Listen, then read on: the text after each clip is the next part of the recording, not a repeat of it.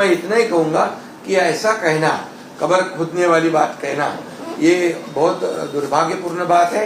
ये माफी तो उन्होंने मांगनी चाहिए जिन्होंने कहा है। और मैं ये कहूंगा कि विपक्ष की कब्र पहले खुद चुकी है। किसने खोदी है? जनता ने खोदी है। और जैसे जैसे बोलेंगे वो अंदर अंदर और क्या कहते हैं उसमें गहराई में जाएंगे। जनता ने उनकी कब्र लोकसभा में खोद दी है, अभी बिहार की जनता में, बिहार के इलेक्शन में भी खोद दी है, महाराष्ट्र के चुनाव में भी खोद दी है। और इसलिए मोदी जी है आगे बढ़ रहे, मोदी जी देश को आगे बढ़ा रहे हैं। और ये लोग उनके ऊपर उनकी बदनामी देश में भी करते हैं और देश के बाहर भी करते हैं। ये तो पाकिस्तान की बोली बोलते हैं। ये काय का देश प्रेम है? इसलिए उन्होंने जरूर माफी मागनी चाहिए।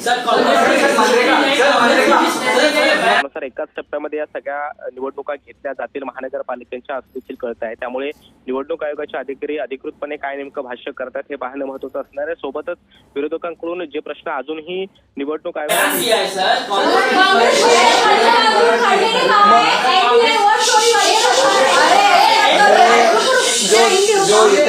जो इतने सालों से नोट चोरी करके, घोटाले करके, भ्रष्टाचार करके जो आगे आए, जो नोट चोरी करने वाले, उनको वोट चोरी करने का बोलने पे अधिकार है क्या?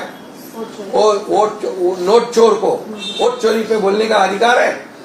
मोदी जी का नेशन फर्स्ट है, कांग्रेस का करप्शन फर्स्ट है, क्या बोलेंगे वो?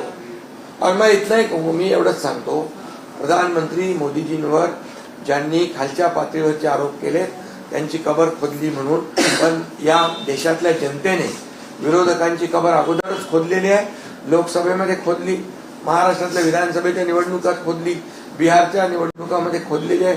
ते जेवढं प्रधानमंत्री नरेंद्र मोदीजींवर बोलतील त्यांची कबर अधिक अधिक खोल होत जाईल।